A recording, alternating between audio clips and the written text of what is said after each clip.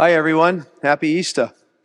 Another year has just flown or dragged by, depending on your own perspective and experiences, but nonetheless, it's now April 2023. It's been 3 years since COVID changed the world and changed our lives. So many of our loved ones, so many people unknown to us, have gone back to the good God. And as it says in Holy Thursday's Gospel about Jesus knowing, quote, that he had come from God and was returning to God, so we too come from God and return back to God. I'm a wholehearted believer in this. Are you? But I'm going to tell you, it's the interim. It's the sadness, the mourning, the grief, the loss that can all obscure this reality. And it's like we're left to go through it, asking ourselves all kinds of questions about life, meaning, death, faith, belief, Jesus, eternity, existence, everything. For me, today, Easter, reminds us that the loss of a loved one, the death, the sadness, the emptiness, and the darkness do not have the last word. They're temporary. They're passing, even though our going through them feels the opposite, permanent and forever. When does the sadness lift? Does it ever? I don't believe it entirely does. I think it morphs, it evolves, it deepens, it subsides, it ebbs, it flows, waxes, wanes, intensifies, and diminishes. It's a dynamic process, grief, and the grief that we all experience when we lose loved ones. But what does belief in the resurrection of Jesus have to do with any of this? I believe that belief has the power to transform us, you and me, the ones left behind, with a hope, even in the sadness and loss, that there is more, that this time on this earth is a temporary 100-year, give or take, experience enveloped in this bigger reality of what we call eternity. Life on this earth, it's a temporary bus stop, a sojourn. It's an opportunity for us in the time that we've been given, the resources that we've been given, to give more than we take, to help those in need, to work for justice, meaning everybody being in right relationship, and to follow the examples of Jesus as best as we can. We can't take anything out of what we've amassed with us. Nobody leaves this world with a proverbial U-Haul behind them. For some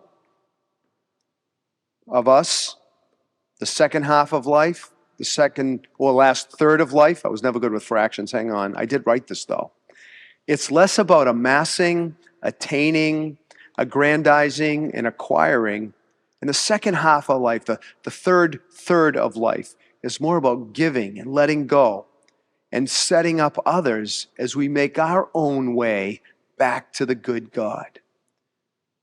But for so many of us, self-included at times, if we're in denial of this reality, if we don't want to think about death, if we're afraid, if we don't want to talk about it, then I think it's a really good thing to think about this Easter. Not to depress us or make us afraid or sad, but the opposite, to give us hope, to give us some promise and direction, some solace and comfort, some consolation, some forgiveness, and some new life. St. Paul says to the Colossians, quote, "If you are raised with Christ, seek what is above." Think of what's above, not just what's on this earth. He reminds us we're just moving through, my words. There's only so much stuff that we can attain in this life. And then there comes a time to think of the things above. The things of above are kindness and generosity, giving and tending, forgiving and feeding, empowering, including, nurturing, loving, not judging. All these things we do as best we can. This is the stuff that's eternal. This is the stuff of what's above. Now, of course, all these thoughts come to me from my being in that interim place of sadness with my own brother Joe's passing 5 months ago. Sadness, good times, beautiful memories, all kinds of thoughts, the what ifs, the woulda, shoulda, couldas, the internal conversations, the laughs, the love feelings, the gamut. All of these things, the interim grief, enveloped with the belief in the promise of Jesus. And what was that promise? He says, do you ever think, like an Italian from the North End, do you ever think, huh? Do you ever think I would have told you that I was going to prepare a place for you if I wasn't? The actual quote is John 14, 2-6. Well, I'm going to tell you something. I believe that. I believe he never would have said this if it wasn't true. I want you to believe this, or come to this belief, because I believe it can change how we live and experience life now. In particular, it can change how we emerge from the interim of our sadness and grief, how we make changes and help others with what we've learned and acquired from life. Now, I'm not just talking about money. I'm not just talking about material things. I listen to so many beautiful folks who are retired and they're looking for meaningful things to do besides sitting at breakfast and then in that conversation planning what you're going to have for lunch and for supper. There must be more. The experiential capital that's in all of us as we age, ready, is to be shared. It's to be given before we leave this world. We're called to pass it on, to pay it forward, to find purpose and opportunity, to volunteer, to give. I'm telling you, there's not just a happiness, but a real, true, and deep joy in giving. Giving of ourselves, our time, our experience, our expertise, our money, our food, our clothing, our excess, our sustenance. Just be a giver. Those actions say, I believe in the resurrection, without even letting those words come out of our mouth.